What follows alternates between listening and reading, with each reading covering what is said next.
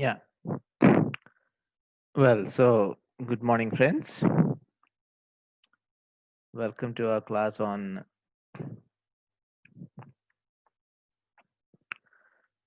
the changes brought by the European trading companies in India and the changes brought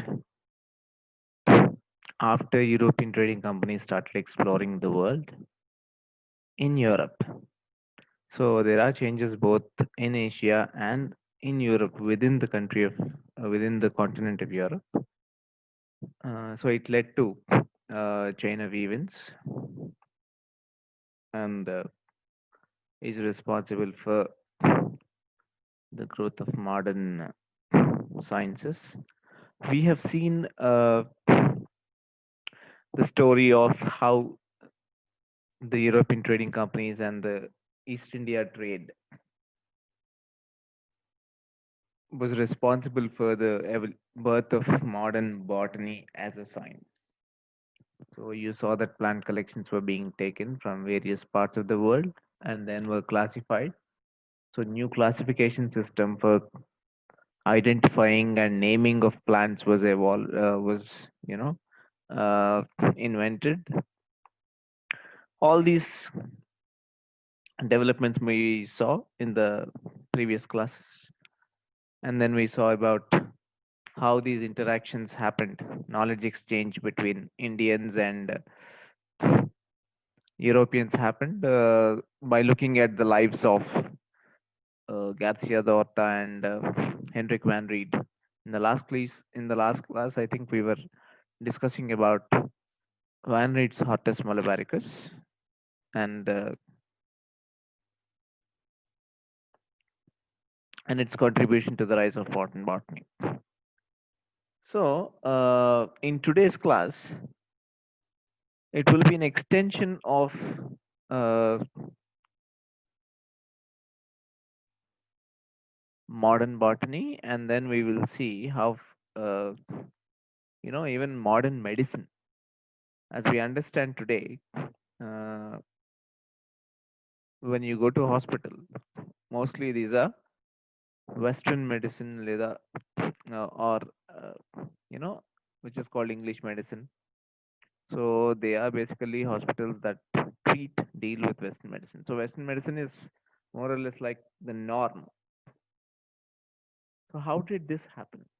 And what was the role played by East India companies in the knowledge circulations? That is the class that we are going to deal with today. So friends మనం ఇప్పటిదాకా వర్తక కంపెనీల రాక అన్న టాపిక్లో అనేక రకమైన విషయాలను గురించి ప్రస్తావించుకుంటూ వచ్చాం. నౌకా మార్గాన్ని కనుక్కోవడం దగ్గర నుంచి సామ్రాజ్యాలు ఏర్పరిచిన దగ్గర నుంచి అక్కడి నుంచి కేవలం వర్తకానికి మాత్రమే పరిమితం కాదు. దానివల్ల అనేక రకమైన సంబంధాలు, ఓకే, తర్వాత విజ్ఞానం బదిలీ ఒక ప్రాంతం నుంచి ఇంకో ప్రాంతానికి, ఇక్కడి నుంచి అక్కడికి పట్టుకెళ్లారు. చాలా ప్రాంతాల నుంచి అలా విషయ సేకరణ జరిగింది. దాన్ని విజ్ఞానం కింద మార్చారు. మన విజ్ఞానాన్ని పట్టుకెళ్ళి దాన్ని ఇంకా కొత్తగా చూపించి ఆధునిక శాస్త్రాల ఆవిర్భావానికి కారణమయ్యారు. సో ఇలాంటి కథలన్నీ మనం చెప్పుకున్నాం. ఇందులో భాగంగా వృక్ష శాస్త్రంలో జరిగిన పరస్పర భారతదేశం నుంచి ఎలాంటి వృక్ష జ్ఞానాన్ని పట్టుకెళ్లారు అన్న టాపిక్ ని కూడా మనం చూసాం. గార్సియో ది ఓర్తా అనే పోర్చుగీస్ వైద్యుడు, తర్వాత లాస్ట్ క్లాస్ లో హెన్రిక్ వాన్ రీడ్ అనే ఒక డచ్ అధికారి దాదాపు తన జీవిత కాలం పాటు కృషి చేసి భారతీయ వైద్యుల నుంచి సమాచారాన్ని సేకరించి క్రోడీకరించి పుస్తకాన్ని ప్రకటించాడు. ఐరోపాలో ఆ తర్వాత జరిగిన వృక్ష శాస్త్ర పరిశోధనకి ఎదుగుదలకి కూడా అది చాలా చాలా కారణమైంది. ఇవన్నీ మనం లాస్ట్ క్లాస్లో చెప్పుకున్నాం. ఈ రోజు క్లాస్లో వృక్ష శాస్త్రంతో పాటు ఇంకొక శాస్త్రం, మనం వైద్య శాస్త్రం. ఈరోజు మనం హాస్పిటల్కి వెళ్తే అక్కడ హాస్పిటల్లో మనకి పాశ్చాత్య పద్ధతి లేదా వెస్ట్రన్ మెడిసిన్, ఆ పద్ధతి ప్రకారమే మనకి ట్రీట్ చేస్తారు ఇప్పుడు హాస్పిటల్స్ అన్నీ కూడా. కాబట్టి ఇప్పుడు వైద్యం అంటే వెస్టర్న్ మెడిసిన్ అనే మనకి అర్థమవుతుంది. సో, ఈ ట్రాన్సిషన్ ఎలా జరిగింది? ఇప్పుడు వైద్యం అంటే వెస్టర్న్ మెడిసినే అన్న అంతగా ఎలా లోపలికి చొచ్చుకుంటూ వచ్చింది వెస్టర్న్ మెడిసిన్? ఎందుకంటే నేనిప్పుడు చెప్పే కథలో, లేకపోతే మనం ఇంతకు ముందు విన్న కథలో గార్సియా డియోర్టా గాని, వాన్ రీడ్ గాని వీళ్ళందరూ కూడా తమతో పాటు తెచ్చిన తమ వైద్యాలని గాని, తమ మూలికల్ని గాని వాటిని వాడేవాళ్ళు కాదు. వాటి మీద నమ్మకం లేక భారతీయ వైద్యుల దగ్గరకొచ్చి, భారతీయ వైద్యుల దగ్గర నుంచి ట్రీట్‌మెంట్ తీసుకునేవారు. లేకపోతే ఇక్కడ మూలికలతో, ఇక్కడ వైద్యుల సలహాలు, ఇక్కడ మొక్కల గురించి తెలుసుకొని వాటి ద్వారా నయం చేసుకునేవారు. సో, కాబట్టి ఒకానొక దశకంలో వాళ్ళ వైద్యాన్ని వదిలేసి మన వైద్యాన్ని నేర్చుకొని మరి వాళ్ళు పాటించేవాళ్ళు. అటువంటిది ఈ రోజున మనకి నొప్పొస్తే మనం ఆయుర్వేదం డాక్టర్ దగ్గరికి వెళ్ళం. ఆయుర్వేద హాస్పిటల్స్ కూడా చాలా చాలా తక్కువ. ఎక్కడో ఉంటాయి 1, 2.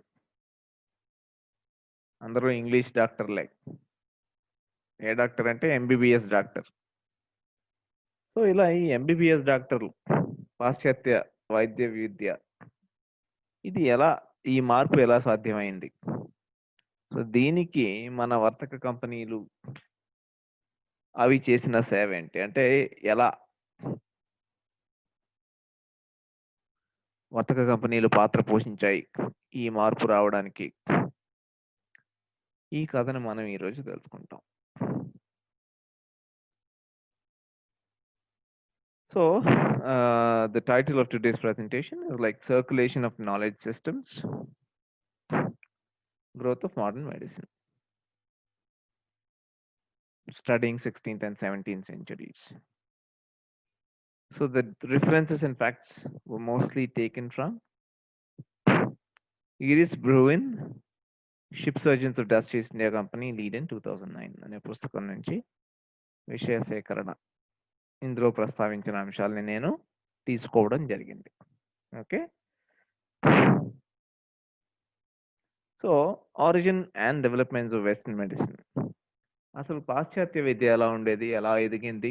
ఇవంతా కొంచెం మనం తెలుసుకుంటే 16వ శతాబ్దంలో వర్తక కంపెనీలొచ్చి ఏం మార్చాయన్నది మనకి సరిగ్గా తెలుస్తుంది. ఓకే. సో,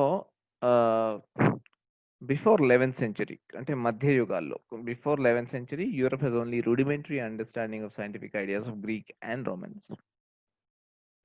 సో, మధ్య యుగాల్లో గ్రీకు లేదా రోమన్ వైద్య పద్ధతుల మీద పెద్దగా యూరోప్‌లో వేళ్ళూనుకోలేదు. ఇది ఎప్పుడు జరిగింది? సాంస్కృతిక పునరుజ్జీవనంతో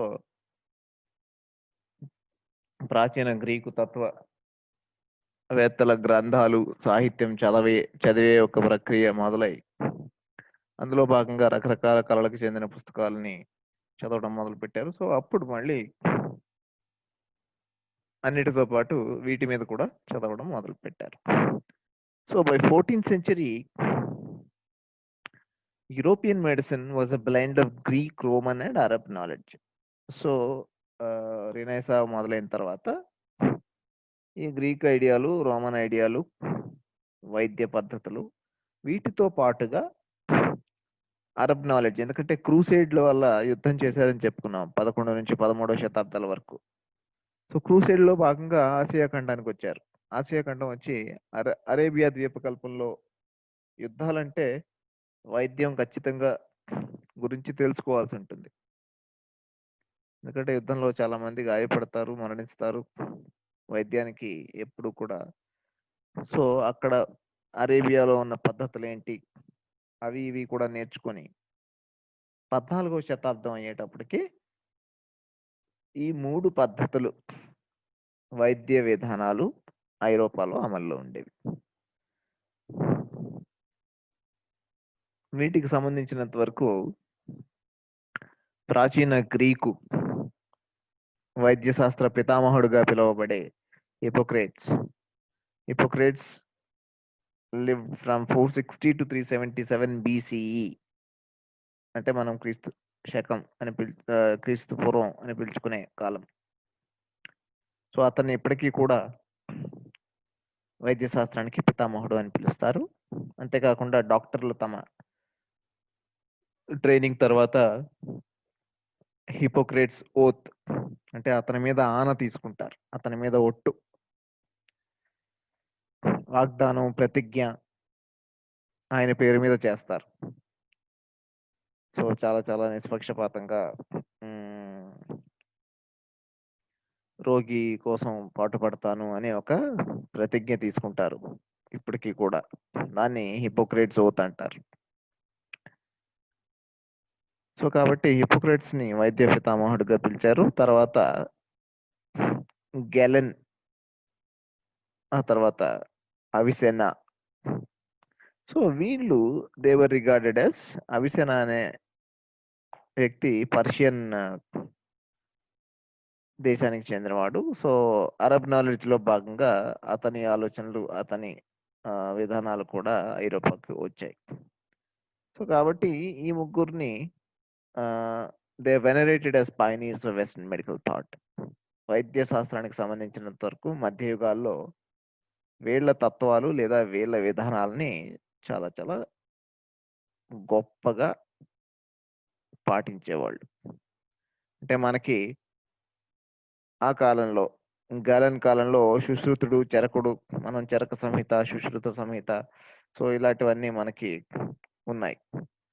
సో కాబట్టి అలా వాళ్ళకి ఎంత చరకుడికి సుశ్రుతుడికి ఎంత పేరు ఇచ్చారో అలా వీళ్ళకు కూడా అంత పేరు ఇచ్చేవారు. కానీ 13వ శతాబ్దం వరకు కూడా వాస్తవానికి చెప్పాలంటే రాజులకి, ప్రభువులకి తప్ప సామాన్యులకి పెద్దగా వైద్య విధానాలు, హాస్పిటల్స్ అలాంటివి ఏవి ఉండేవి కాదు.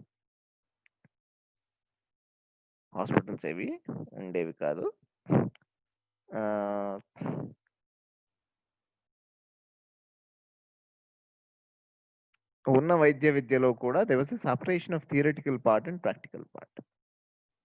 So there was a separation between physicians and surgeons.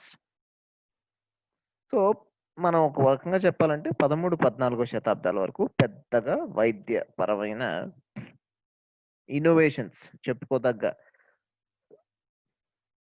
విశేషాలు ఏమీ లేవు.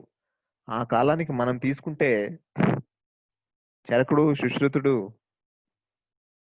గ్యాలెన్ కాలంలోనే సుమారు కుషాన్ల కాలంలో ఉండేవాళ్ళు. సో వాళ్ళు, సుశ్రుతుడు ఆ కాలానికి ప్లాస్టిక్ సర్జరీ చేశాడు. ప్లాస్టిక్ సర్జరీ అంటే శరీరంలోని ఒక అవయవంలోని చర్మాన్ని తీసుకొని ఇంకెక్కడో చర్మం పూర్తిగా కోల్పోయిన ఒక ప్రాంతంలో ముక్కు అంటే ముఖానికి కొంచెం అందంగా కనిపించే పార్ట్ ఏది అంటే మొహం. సో కాబట్టి తొడల దగ్గర నుంచి చర్మాన్ని తీసి ముక్కుకో లేకపోతే బొగ్గకో ఎక్కడైనా దెబ్బ తగిలి అక్కడ చర్మం చెక్కుకుపోయి పూర్తిగా అందవికారంగా తయారైతే తీసి సర్జరీ చేశారు ఈ కాలానికి. సో కాబట్టి అలా పోల్చుకుంటే 13-14 శతాబ్దాల వరకు there was no proper medical care as such. పెద్దగా ఏం విశేషమైన లేదు. సో ఇందాక చెప్పుకున్నాం Hippocrates, Galen, Avicenna were the medical philosophers during medieval times. So రినైసాతో ఒక క్యూరియాసిటీ ఏదైతే, ఒక జిజ్ఞాస ఏదైతే మొదలైందో అన్ని రంగాల్లోని మొదలైందని మనం చూసాం. సాహిత్యం, శిల్పకళ, చిత్రకళ, ఇలా అన్నిట్లోని. సో అలా పాత పద్ధతుల్ని ప్రశ్నించి ఈ గ్యాలనిక్ సిద్ధాంతాలని ప్రశ్నించే తత్వం ఏదైతే ఉందో వైద్య శాస్త్రంలో అప్పుడు మొదలైంది. సో ఇది ఆ తర్వాత ఐరోపా కంపెనీలు ఆసియాతో వర్తకానికి వెళ్ళడంతో ఈ జిజ్ఞాస కొత్త కొత్త విషయాల్ని తెలుసుకునే ప్రక్రియలకి ఇంకా ఊతం వచ్చింది అని చెప్పొచ్చు. ఇంకా ఇంకా కారణమైంది కొత్త విషయాల పట్ల జిజ్ఞాస కలగడానికి. సో వైద్య శాస్త్రం అలా పెరగడానికి కారణమైంది.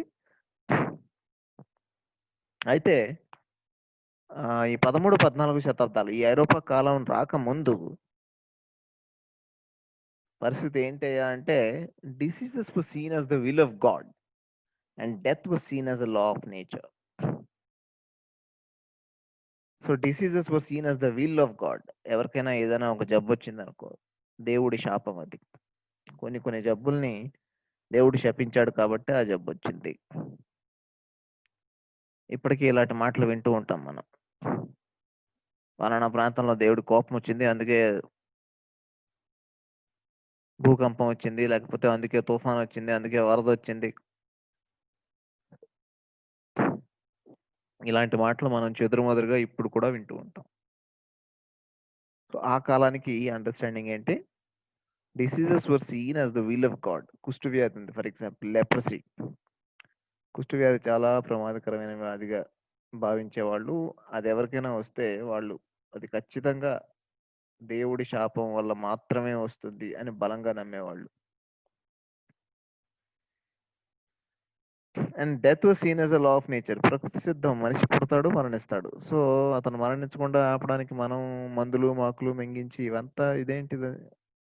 ఓకే, జననం ఎంత సహజమో మరణం అంతే సహజం. సో మళ్ళీ వైద్యం అతనికి ఖర్చు ఇవేమీ అక్కర్లేదు. సో ఇలాంటి ఆలోచనలో ఉండేవాళ్ళు. మనం నోట్ చేయాల్సింది ఏంటంటే 17, 18 శతాబ్దాలకి కూడా ఇలాంటి ఆలోచనలు, ఇలాంటి భావాలు ఐరోపాలో మనకి కనిపిస్తూనే ఉండేవి. అంటే రెనెసా వచ్చి వర్తక కంపెనీలు వచ్చిన తర్వాత కూడా పూర్తిగా 18వ శతాబ్దపు చివరికి చాలా వరకు సామాజిక మార్పు వచ్చింది. So it was only after the black death that medicalisation for public started to be thought of. Black death అనేది ఒకటి వచ్చిందని చెప్పుకున్నాం మనం. ప్లేగు వ్యాధి 1347 నుంచి 51 వరకు ఒక 4 ఏళ్ల పాటు ఐరోపాలో అరేబియా నుంచి, మధ్య ఆసియా నుంచి వచ్చింది. సో ఈ బ్లాక్ డెత్ తాలూకా ప్రభావం చాలా ఉంది ఐరోపా చరిత్రలో. మనం ఇది రెనైసా గురించి చదివేటప్పుడు కూడా రెనైసా కారణాలు అన్న టాపిక్ని చెప్పేటప్పుడు చదువుకున్నాం. బ్లాక్ డెత్ వల్ల ఏం జరిగింది అంటే దాదాపు 1/3 వంతు నుంచి 1/2 వంతు ఐరోపా జనాభా ఏదైతే ఉందో అది నాశనం అయిపోయింది. ఈ వ్యాధి బారిన పడి చనిపోయారు. అంటే దాదాపుగా ఒక 150 మిలియన్ల జనాభా అంటే 50 నుంచి 70 లక్షల మంది. 150 మిలియన్ల జనాభా అయితే 70 మిలియన్లు జనాలు చనిపోయారు. సో దీనివల్ల ఏమైంది? ఫ్యూడల్ వ్యవస్థ, అంటే అంతకు ముందులా మనుషులు లేరు పనిచేయడానికి, కాబట్టి ప్రతి ఒక్కరికి కాస్త స్వేచ్ఛ ఉంది. ఇంతకు ముందులాగా ఫ్యూడల్ ప్రభువు నువ్వు నా కిందే పని చేయాలి, నా పొలం అంతా దున్నిన తర్వాత నీ పొలం దున్నుకోవాలి, ఇలాంటి వ్యవస్థలు ఉండేవి. ఇప్పుడు అలా పట్టి బలవంతంగా ఉంచడానికి మనుషులు లేరు. కాబట్టి దానివల్ల ఏమైంది? ఈ ఫ్యూడల్ వ్యవస్థ పతనమై క్యాపిటలిజం లేదా పెట్టుబడిదారీ వ్యవస్థ, కూలీలు పెరిగినాయి, కూలీ రేట్లు పెరిగినాయి. సో కొంత కొంత దాచుకోవడం మొదలు పెట్టారు. దానివల్ల మళ్ళీ వర్తకాలు పెరిగినాయి. సో ఇలా ఇవన్నీ దేనికి దారితీసినాయి అంటే పెట్టుబడిదారీ వ్యవస్థ, ధనం, క్యాపిటల్ ఇంక్రీజింగ్, డబ్బు బాగా పెరిగి వ్యాపార వినిమయ పద్ధతుల్లో డబ్బులు ఎక్కువ వాడే ఒక పరిస్థితి వచ్చి అది క్యాపిటలిజంకి దారి తీసింది. పెట్టుబడిదారీ వ్యవస్థకి దారి తీయడానికి ప్రధాన కారణాల్లో మనం చెప్పేది బ్లాక్ డెత్ ఒకటి. సో బ్లాక్ డెత్ వరకు అవగాహన ఏంటి అంటే జబ్బులు వస్తే నువ్వేదో పాపం చేసావు, ఇలాంటి అండర్స్టాండింగే ఉండేది. సో దీని తర్వాత కాస్త వైద్యపరమైన పనులు చేయాలి. బ్లాక్ డెత్ తర్వాతనే మొట్టమొదటి క్వారంటైన్ సిస్టమ్. ఓడల్లో దిగిన వాళ్ళని, ఎందుకంటే రకరకాల ఓడల్లో తూర్పు ఆసియా నుంచి వచ్చే ఓడల ద్వారా ఈ ప్లేగు వ్యాధి ప్రబలుతోంది అని తెలిసిన తర్వాత ఆ ఓడల వాళ్ళని దిక్కకుండా అక్కడే ఉంచారు. సో క్వారంటైన్ అనే పదం మొదలైంది. ఇప్పుడు అది సహజమైపోయింది మనకి కోవిడ్ కాలంలో. సో ఈ బ్లాక్ డెత్ తర్వాతే కొంత వైద్య పద్ధతులు ఉండాలి, కాస్త వైద్యపరంగా అందరికీ కొన్ని సూచనలు, సలహాలు కొన్ని పాటించాలి అనే ఆలోచనలు వచ్చినాయి. సో ఆ తర్వాత రిఫర్మేషన్ కాలంలో చర్చ్ ద్వారా కొంత రిలీఫ్ వ్యక్తులకు ఇచ్చే కంటే ఇన్స్టిట్యూషన్స్ లేదా వ్యవస్థలను ఏర్పరిచి స్కూళ్ళు లేదా కాలేజీలు లేకపోతే వైద్య సహాయానికి హాస్పిటల్స్ ఇవన్నీ ఏర్పాటు చేసి వాటి ద్వారా కొంత సేవ చేయాలి లేని వాళ్ళకి అనే ఒక కాన్సెప్ట్ రిఫర్మేషన్ లేదా మత సంస్కరణోద్యమం అని మనం ఈ టాపిక్ గురించి ఇంకా డిస్కస్ చేయలేదు. మత సంస్కరణోద్యమ కాలంలో కొంచెం ప్రజలు చందాలిచ్చి వ్యవస్థలను ఏర్పరిచి వైద్య శాలలని నిర్మించే ప్రయత్నాలు ఏవైతే ఉన్నాయో అవి జరిగినాయి. సో ఈ 18, 19 శతాబ్దం వరకు కూడా దాదాపుగా ఇదే పరిస్థితి నడిచింది. కానీ 18వ శతాబ్దానికి ఈ ఐరోపా వర్తక కంపెనీల వల్ల ఒక పరమైన మార్పు కనిపిస్తుంది మనకి. మార్పు వైపు అంటే మారుతోంది వ్యవస్థ. అది మనకి 18వ శతాబ్దంలో కనిపిస్తూ ఉంటుంది. అలా 19వ శతాబ్దం వచ్చేటప్పటికి ఇప్పుడు మనం అర్థం చేసుకునే ఆధునిక ఆసుపత్రులు అనేవి వచ్చినాయి. సో ఇవి మనం ఆల్రెడీ డిస్కస్ చేసుకున్నాం. సో మళ్ళీ వాటిని ప్రస్తావించాల్సిన అవసరం లేదు. ఇది రిఫర్మేషన్ గురించి. సో ఈ కాలంలో కూడా గ్రోత్ ఆఫ్ చారిటీ అదే చెప్పుకున్నాం. During reformation growth of charity as a social obligation resulted in strengthening of the traditional hospital system. So అలా హాస్పిటల్ల వ్యవస్థ కాస్త బలపడుతూ రావడం మొదలుపెట్టింది. అయితే ఈ కాలానికి ఇంకొక ప్రధానమైన తేడా ఏంటి గుర్తించాలంటే వైద్య వ్యవస్థలో కూడా అంతరాలు ఉండేవి, తేడాలు, అసమానతలు ఉండేవి ఫిజిషియన్స్ కి సర్జన్స్ కి మధ్యన. ఫిజిషియన్ అంటే వైద్యుడు, అంటే యూనివర్సిటీలోకి వెళ్ళి వైద్య శాస్త్రాలు అప్పటిదాకా ఉన్న సిద్ధాంతాలు, అప్పటిదాకా ఉన్న ప్రతిపాదనలు అన్నీ చదువుకొని వచ్చిన వాళ్ళు ఫిజిషియన్లు. సర్జన్లు అనేవాళ్ళు కేవలం పనిముట్లు, కత్తులు వీటన్నిటితోటి శరీర భాగాల్ని కోసే పని ఏదైతే ఉందో, గాయాలకి మందులు వేయడం, గాయాలు ఏమైనా పెద్దవైతే ఆ కాలు లేదా ఆ ప్రాంతాన్ని కొయ్యాల్సి వస్తే వాటిని కొయ్యడం. సో ఇలాంటివన్నీ కూడా ఎవరు చేసేవాళ్ళు? సర్జన్స్ చేసేవాళ్ళు. సో వీళ్ళు శరీర అవయవాల్ని కోసే పనిలో ఉంటారు కాబట్టి వీళ్ళని చాలా చిన్న చూపు చూసేవాళ్ళు, తక్కువ. సో యూనివర్సిటీకి వెళ్ళి ఫిజిషియన్ అయిన వాళ్ళు గొప్ప, వాళ్ళ కింద వాళ్ళు ఏం చెప్తే అది ఈ సర్జన్లు ఎలా చెప్తే అలా నడుచుకోవాలి. సో ఇలాంటి ఒక తేడా ఉండేది వైద్య వ్యవస్థలో కూడా. ఏది 16వ శతాబ్దం వరకు, ఆ తర్వాత కూడా 18వ శతాబ్దం వరకు కూడా కొనసాగింది ఈ తేడా, దాదాపు ఒక 600-700 ఏళ్ల పాటు. యా ఇక్కడ ఇంకా క్లియర్ గా ఉంది.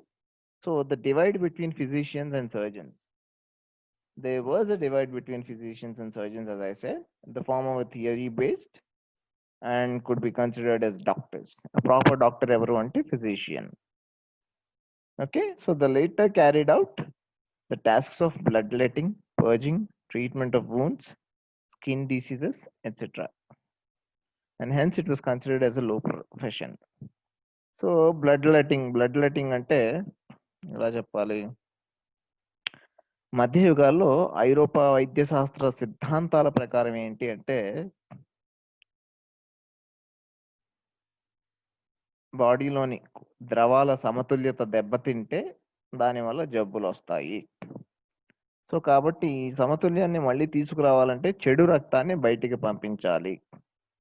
కాబట్టి ఏవైనా తీవ్రమైన జబ్బులు వస్తే ఏం చేసేవాళ్ళు? సర్జన్ని పిలిపించి కొంత రక్తాన్ని బయటికి తీసేవాళ్ళు. దాన్ని బ్లడ్ లెట్టింగ్ అనేవాళ్ళు. 17వ శతాబ్దం, 18వ శతాబ్దం వరకు కూడా ఐరోపాలో చాలా గొప్ప వైద్యులు అంటే వాళ్ళు ఏం చేసేవాళ్ళు అంటే ఈ బ్లడ్ లెట్టింగే చేసేవాళ్ళు. శరీరంలో రకరకాల చోట్ల ఘాట్లు పెట్టి చెడు రక్తం అని భావించే రక్తాన్ని బయటికి తీసేవాళ్ళు. ఆ రక్తాన్ని బయటికి తీసేసేవాళ్ళు. దాని ద్వారా వ్యాధి నయమవుతుంది అని భావించేవాళ్ళు. ఇది 18వ శతాబ్దం వరకు కూడా నడిచింది.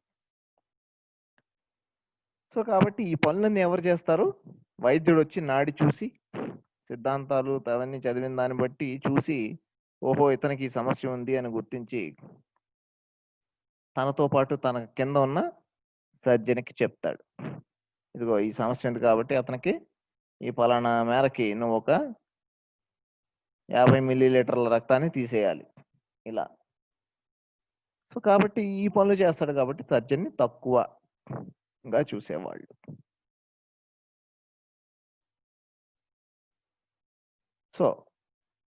So mostly they were referred as barber surgeons. ఇలాంటివన్నీ పనులు చేసేవాళ్ళు ఎవరు చేసేవాళ్ళు? క్షురకులు లేదా మంగలి కులానికి చెందిన వాళ్ళు చేసేవాళ్ళు.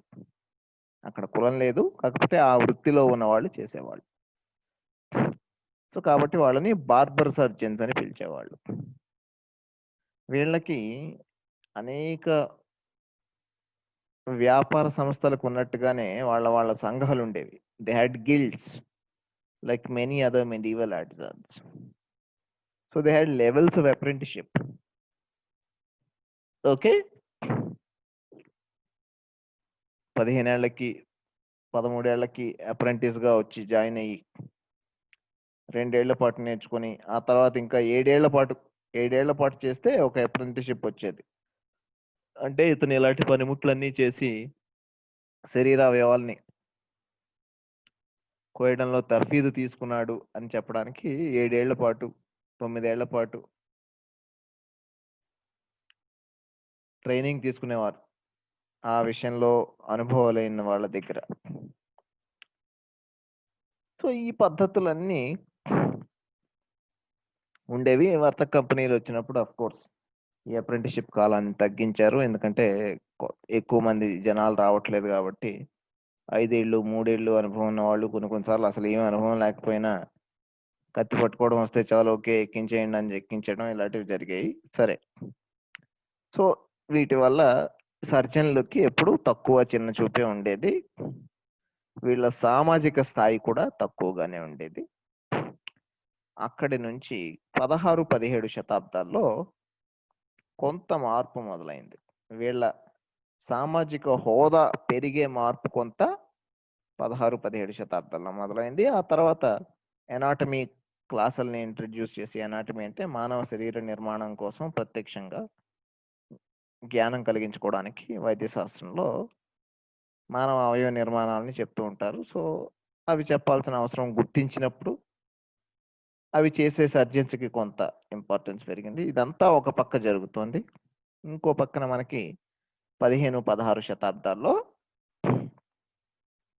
విదేశీ వర్తకాలు, నూతన భౌగోళిక ఆవిష్కరణలు, ఆసియా ఖండాన్ని అమెరికా ఖండాల్ని వ్యాపార సూత్రం మీద ఈ రెండింటిని కలిపి ప్రపంచ వాణిజ్యం అనే ఒక కాన్సెప్ట్ ఏదైతే ఉందో అది 16వ శతాబ్దంలో ఆవిర్భవించింది.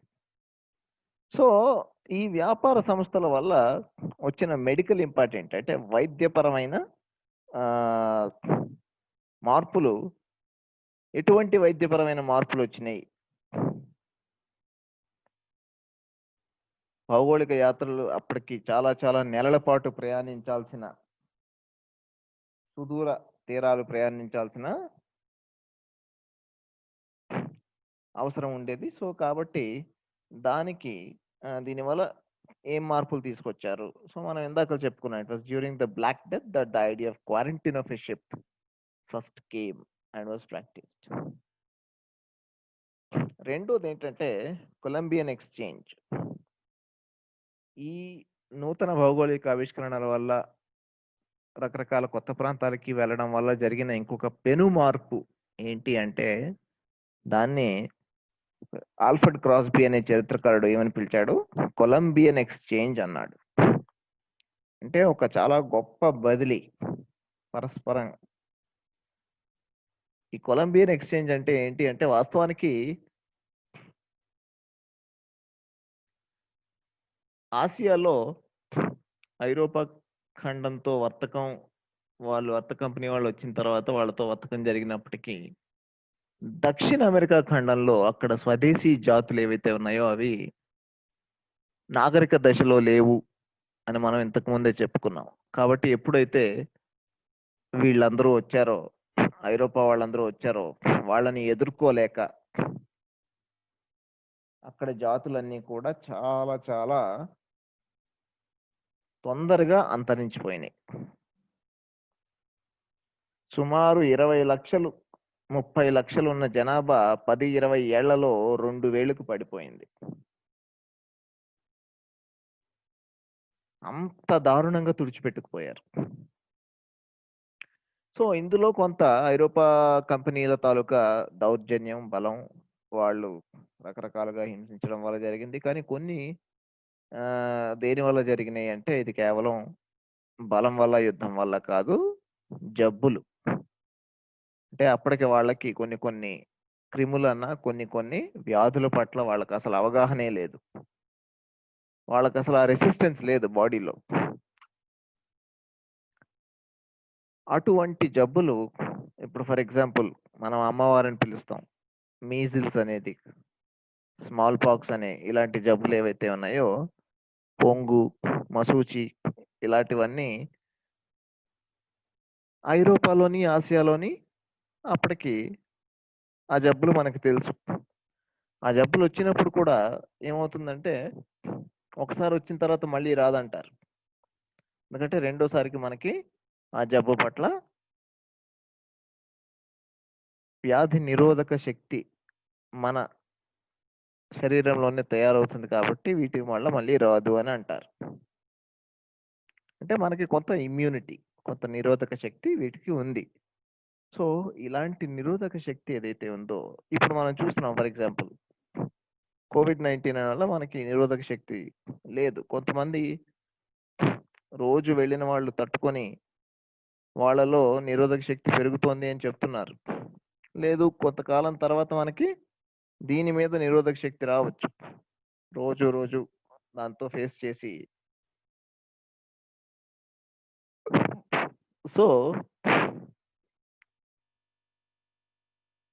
ఈ వర్తక కంపెనీలు ఐరోపా వాళ్ళు దక్షిణ అమెరికాకి వెళ్ళినప్పుడు అక్కడి స్వదేశీ జాతులు ఎలా తుడిచిపెట్టుకుపోయాయంటే వాళ్ళకి రోగ నిరోధక శక్తి లేదు ఇలాంటి జబ్బుల వల్ల. ఇలాంటి జబ్బుల్ని ఎదుర్కోవడానికి. అందుకని ఒక్కసారి అమ్మవారొచ్చినా, మసూజొచ్చినా ఇలాంటి జబ్బులు ఐరోపా వాళ్ళు తీసుకువెళ్లారు తమతో పాటు. ఎవరో ఒక వ్యక్తికి ఆ జబ్బుంటే అతను కూడా ఓడెక్కి అక్కడికి వెళ్ళుండొచ్చు. దానివల్ల అతనితో పాటు ఎవరైతే దగ్గరలో ఉన్నారో వాళ్ళకి అది అంటూ ఉండొచ్చు. సో, అట్లా స్వదేశీ జాతుల్లో ఎవరికీ రోగనిరోధక శక్తి లేకపోవడంతో ఆ వ్యాధి ప్రబలి ఊర్లకి ఊర్లు, జాతులకి జాతులు తుడిచిపెట్టుకుపోయాయి అసలు పూర్తిగా. సో, అలా దక్షిణ అమెరికా ఖండంలో అక్కడ నివసించే స్వదేశీ జాతులు కొలంబస్ వచ్చే నాటికి అక్కడ నివసించే స్వదేశీ జాతులు ఏవైతే ఉన్నాయో అలాంటి జాతులన్నీ కూడా చాలా కొద్ది కాలంలో ఒక 20, 30 ఏళ్ల కాలంలో అసలు ఆ జాతులన్నీ చాలా వరకు నాశనం అయిపోయాయి. దేనివల్ల అంటే ఇలాంటి జబ్బుల వల్ల. మనం గుర్రాల్ని తీసుకొచ్చాం. అక్కడ గుర్రాలు తెలియవు. మేకలు ఇక్కడ నుంచి మిగతా జంతువుల్ని పట్టుకువెళ్ళారు. సో వాటి వల్ల వచ్చే క్రిములు వేటికి వాళ్ళ దగ్గర స్వదేశీ దక్షిణ అమెరికా జాతుల దగ్గర రోగనిరోధక శక్తి లేదు కాబట్టి వాళ్ళు చచ్చిపోయారు. సో కాబట్టి దీన్నే చరిత్రకారులు ఏమని పిలిచారు? కొలంబియన్ ఎక్స్చేంజ్ అని పిలిచారు. కొలంబియన్ ఎక్స్చేంజ్ అంటే ఇక్కడ నుంచి జబ్బులు పట్టుకెళ్ళి అక్కడికి ఇచ్చాం. అక్కడ జాతులు పూర్తిగా చచ్చిపోయినాయి. వాళ్ళ దగ్గర నుంచి మనం వాళ్ళ పంటల్ని తీసుకొని మన దగ్గరికి తెచ్చుకున్నాం. సో అట్లా ఒక రకంగా ఒక బదిలీ జరిగింది, కానీ దీనివల్ల వాళ్ళు చాలా చాలా నష్టపోయారు అన్న పదాన్ని చెప్పడానికి కొలంబియన్ ఎక్స్చేంజ్ అనే ఒక పదాన్ని వాడతాం.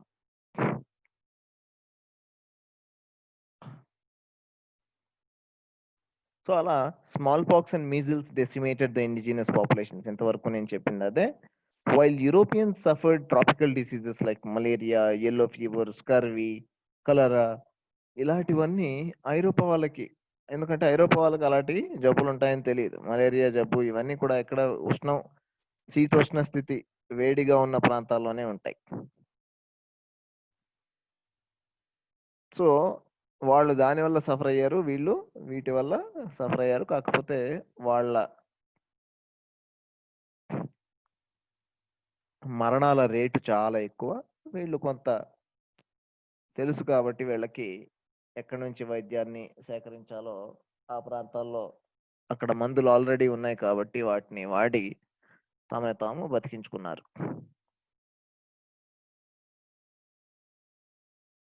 ఇదంతా దేని వల్ల జరిగింది, దీంతో మొదలైంది అంటే ఈ వర్తక కంపెనీలతోటే మొదలైంది. సో ఈ వర్తక కంపెనీల, సో ఫర్ ఎగ్జాంపుల్ లించోస్టన్ అనే ఒక యాత్రికుడు, ఒక డచ్ యాత్రికుడు పోర్చుగీస్ వారితో పాటు వెళ్ళి గోవాలో కొన్నాళ్ల పాటు పోర్చుగీస్లో ఒక చర్చి మతాధికారి దగ్గర పద్దులు రాసే ఒక పని చేసేవాడు. అతను గోవాలో పోర్చుగీస్ వారు ఏం చేస్తున్నారు, ఎలా వ్యాపారం చేస్తున్నారు, ఎలా లాభాలు సంపాదిస్తున్నారు, ఇదంతా కూడా తను చూసి తన యాత్ర విశేషాలని గ్రంథంగా రాశాడు. దానివల్ల డచ్ వాళ్ళలో అరే ఇంత మంచి అవకాశాలని మనం కూడా తీసుకోవాలి అనే ఒక స్పృహ బయలుదేరింది. సో లించోస్టన్ తన అనుభవాల్లో ఏమని రాస్తాడంటే, ఆ కాలానికి cholera was the most dreaded disease in India in 16th century Goa. 16వ శతాబ్దంలో గోవాలో కలరా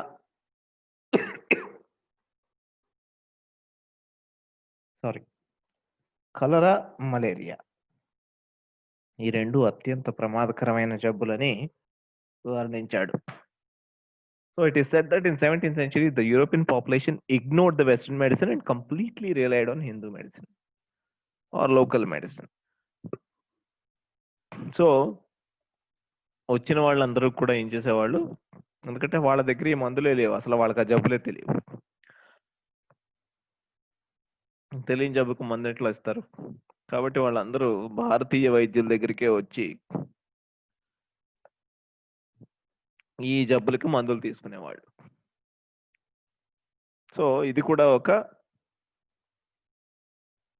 ఉదాహరణ. ఈ కాలానికి ఐరోపా లేదా వెస్ట్రన్ వైద్య శాస్త్రం ఏదైతే ఉందో అది మనకంటే చాలా తక్కువగా ఉండేది అని చెప్పడానికి.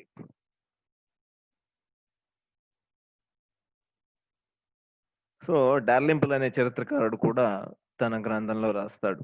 Even Dalrymple notes that the English factory man in Surat gave up the English medicine and were consulting local Mughal physicians.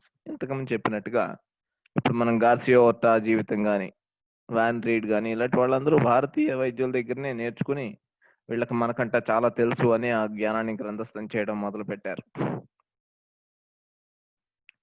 So వర్తక కంపెనీలతో వచ్చే ఇంకొక మార్పు ఏంటి అంటే, వర్తక కంపెనీలతో సర్జన్లు కూడా, అంటే వైద్యులు అన్నిసార్లు రాలేకపోయేవాళ్ళు. మీకు గుర్తుంటే గార్సియా డియోర్టా వైద్యుడిగానే వచ్చాడు వైస్రాయ్తో పాటు. అతని పర్సనల్ వైద్యుడిగా వచ్చాడు. కానీ అందరికీ ఆ ఇది ఉండేది కాదు. కాబట్టి ఓడల్లో సర్జన్‌లని తీసుకెళ్ళేవాళ్ళు. కనీసం ప్రాథమికంగా ఏదో కొంత తెలిసిన వాళ్ళుంటారు కాబట్టి వీళ్ళని పట్టుకెళ్దాం అని వీళ్ళని తీసుకొచ్చేవాళ్ళు. సో, ఈ సర్జన్‌లు యాహ్! ఆహ్, ఓటా లాంటి వైద్య శాస్త్రాన్ని చదివిన వ్యక్తులే కాకుండా ఇందాక చెప్పినట్టుగా వాళ్ళు అలా బాగా చదివిన వాళ్ళు అరుదుగా వచ్చేవాళ్ళు. షిప్ సర్జన్స్ అనేవాళ్ళు. ఎందుకంటే వీళ్ళు తక్కువ జాతికి చెందిన వాళ్ళు కాబట్టి, తర్వాత వీళ్ళకి తక్కువ ప్రాధాన్యత ఉండేది కాబట్టి, వీళ్ళని అందులోను కూడా కొంతమంది అప్రెంటిస్‌లు మనం ఇందాక చెప్పుకున్నట్టుగా 14, 15 ఏళ్లకి అప్రెంటిస్‌గా జాయిన్ అయ్యి, అంటే ఏదో పని నేర్చుకునే ఒక కుర్రాడి కింద జాయిన్ అయ్యే వాళ్ళు ఉంటారు చూసారా? వాళ్ళని ఓడల్లోకి ఎక్కించి సర్జన్‌లుగా పంపించేవాళ్ళు. అంటే ఏదో సరే ఏదైనా చేస్తే చేస్తాడు. నేర్చుకుంటే నేర్చుకుంటాడు. పనికొస్తే పనికొస్తారు. లేకపోతే లేదు.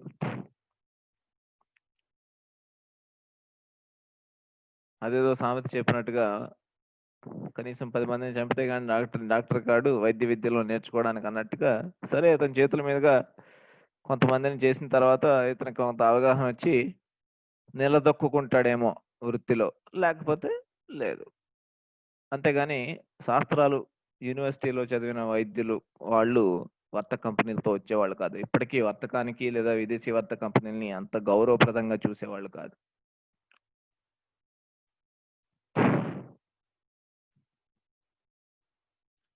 సో,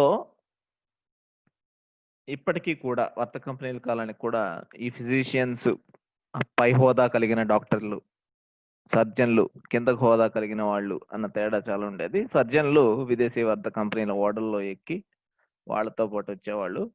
సో, దానివల్ల ఏంటంటే వీళ్ళకి కొత్త కొత్త విషయాలు, అనేక విషయాలు తెలిసి వీళ్ళకి ప్రత్యక్ష జ్ఞానం వల్ల చాలా నేర్చుకోగలిగారు. కొత్త కొత్త జబ్బుల గురించి గాని, కొత్త కొత్త ట్రీట్‌మెంట్‌ల గురించి గాని, పద్ధతుల గురించి ఇలా ఎందుకంటే ఈ ఓడల్లోనే the ships with unhygienic conditions శుభ్రంగా ఉండేవి కాదు. రకరకాల సమస్యలతో ఉండేవి. బోలెడు జనం ఉండేవాళ్ళు. ఎక్కువ స్పేస్ ఉండేది కాదు. ఓడలో పరిమితమైన స్పేస్ ఉంటుంది. సో, దీంతో అన్ని రకాల అసౌకర్యాలు, అన్ని రకాల అశుభ్రతలతో నిండి ఉండేవి ఓడలు. కాబట్టి వాటి వల్ల జబ్బులొచ్చేవి.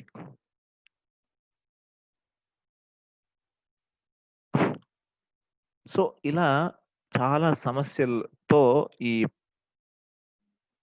జల రవాణా లేదా విదేశీ నౌకలు ఇలా భారతదేశానికి, మిగతా దక్షిణ అమెరికాకి ఇలాంటి ఖండాలకి వెళ్ళేవి.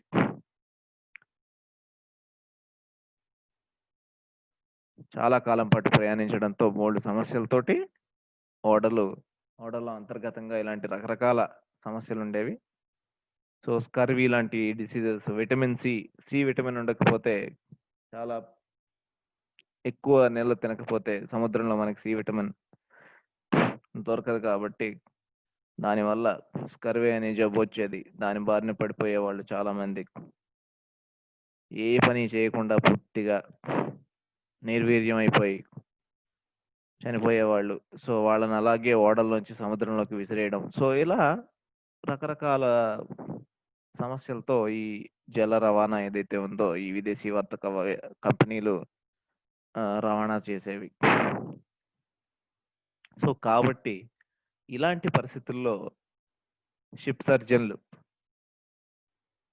వచ్చిన ఈ అప్రెంటిస్‌లు వీళ్ళు ఇంకా ప్రత్యక్ష జ్ఞానంతో అంటే ఇది చేస్తే ఇది కలుగుతుంది. ఇదిగో ఈ టైంలో ఇలా ఉంటుంది. సో, ఇవన్నీ కూడా వాళ్ళు అనుభవపూర్వకంగా తెలుసుకుంటూనే కొత్త కొత్త విషయాల్ని తెలుసుకుంటూ అప్పటిదాకా ఉన్న పాత పద్ధతుల్ని పక్కన పెట్టి కొత్త ఇన్ఫర్మేషన్ ఎప్పుడైనా రకరకాల కొత్త ప్రశ్నలొస్తే పాత జ్ఞానం దానికి సమాధానం చెప్పలేనప్పుడు దాన్ని మళ్ళీ సవరించుకొని ముందుకు వెళ్తూ అలా అలా విజ్ఞానం ముందుకెళ్తుంది. సో, ఇక్కడ అప్పటికి ఐరోపా వాసులకి తెలియని జబ్బులు, తెలియని పద్ధతులు ఇవన్నీ కూడా ఈ విదేశీ వర్తక కంపెనీలకి సర్జన్లు తమ అనుభవాల ద్వారా నేర్చుకోవడానికి ప్రయత్నించారు. So some of the most ill educated, వీళ్ళకి పెద్ద వైద్యం పెద్ద విద్య లేవు, కానీ ఈ సర్జన్లు ఏం చేసేవాళ్ళు, they stood up as front line defence in ships for treating some of the most puzzling and severe epidemics with little or meagre resources. ఇప్పుడు కూడా చూస్తున్నాం మనం, అన్నిసార్లు కోవిడ్ లో డాక్టర్లు మాత్రమే చేయరు, నర్సులు చేస్తారు. తర్వాత 108 104లో వాళ్ళు ప్రాథమికంగా ఏం చేయాలి అలాంటి అవగాహన కలిగి ఉంటారు. సో వీళ్ళందరూ కూడా డాక్టర్ కంటే ముందుగానే పేషెంట్ తో డీల్ చేస్తూ ఉంటారు. సో వీళ్ళని ఫ్రంట్ లైన్ డిఫెన్స్ అని మనం పిలుస్తున్నాం. అంటే మొట్టమొదటిసారిగా జబ్బు కలిగిన రోగిని, వ్యాధిగ్రస్తుడిని ఎదుర్కొనేది వీళ్ళే. సో వీళ్ళకి అత్యంత ఎక్కువ ముప్పు ఉంటుంది. సో అలాంటి పనులు చేస్తూ ఈ సర్జన్లు లాంటి వాళ్ళు వ్యాధుల గురించి, వాటి ట్రీట్మెంట్ గురించి రకరకాల పద్ధతుల్ని నేర్చుకుంటూ వెళ్ళారు. సో దీనివల్ల అప్పటిదాకా ఉన్న ఐరోపా విజ్ఞానం, దీనివల్ల మరియు గార్సియో డివోర్టా మిగతా వైద్యుల పరిశోధనలు, వాళ్ళు రాసిన పుస్తకాలు, వీటన్నిటి వల్ల ఏమైంది, ఇప్పటిదాకా మనకున్న వైద్యం లేదా మనకున్న వైద్య పద్ధతులు చాలా మెరుగుపరుచుకోవాల్సిన, చాలా మార్చాల్సిన అవసరం ఉంది. సో ఆసుపత్రి అనే ఆలోచన, సో ఈస్ట్ ఇండియా కంపెనీ హాస్పిటల్సే ముందు మామూలు హాస్పిటల్స్గా మారినాయి. అప్పటిదాకా వైద్య శాస్త్రంలో ఉన్న అవరోధాలు ఏవైతే ఉన్నాయో, కొత్త జ్ఞానాన్ని తెలుసుకోవడానికి కలిగిన అవరోధాలు ఏవైతే ఉన్నాయో అవన్నీ తొలగిపోయి కొత్త కొత్త ప్రశ్నలు లేవనెత్తి దాని ద్వారా ఇంకా పరిశోధన ముందుకు పోయేలాగా అలా వైద్య శాస్త్రం అనేది ఇప్పుడున్న రూపు తీసుకోవడం జరిగింది. So Das it led to new ways of thinking about health, treatment of diseases.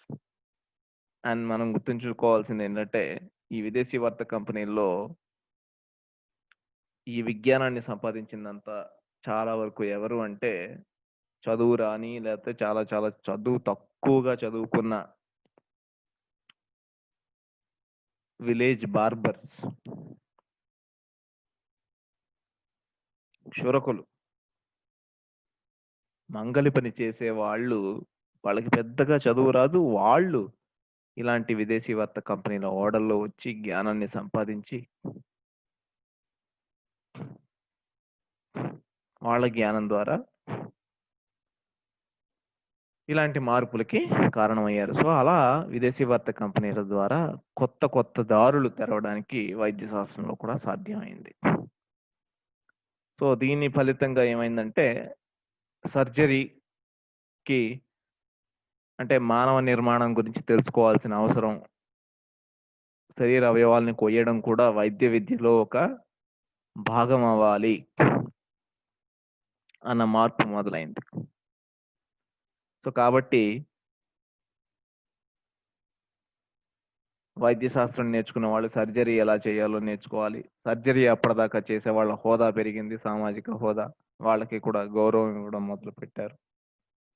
So కొంతమంది వైద్య శాస్త్రం నేర్చుకున్న వాళ్ళు సర్జరీని ప్రాక్టీస్ చేసేవాళ్ళు. సో ఇట్లా రెండిటి నుంచి పరస్పరం ఇచ్చిపుచ్చుకోవడం ద్వారా మానవ శరీర నిర్మాణానికి, వ్యాధుల గురించి మనం ఎక్కువ జ్ఞానాన్ని పొందగలుగుతామని భావించి ఈ రెండింటిని కలిపి చదవడం మొదలు పెట్టారు. So that's how both got fused together to give rise to what we call the modern Western medicine.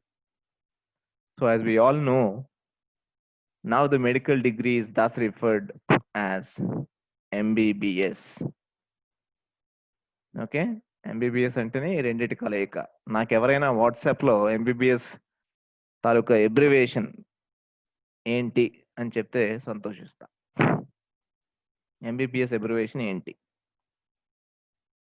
Okay, so ఇది వర్తక కంపెనీలు, వైద్య విధానం, వైద్య విద్యలోని వచ్చిన మార్పులు. సో దీంతో మనకి వర్తక కంపెనీల ద్వారా వచ్చిన జ్ఞానపరమైన సంబంధమైన సముపార్జన ఏదైతే ఉందో, భారతీయుల నుంచి మిగతా ప్రాంతాల నుంచి నేర్చుకొని వెళ్ళి తయారు చేసిన జ్ఞాన సముపార్జన అన్న కాన్సెప్ట్ని మనం ఇక్కడితో ముగించి నెక్స్ట్ క్లాస్లో ట్రేడ్ నెట్వర్క్స్, తర్వాత డచ్ కంపెనీ, ఫ్రెంచ్ కంపెనీ ఇలాంటివన్నీ చూద్దాం. Okay, thank you.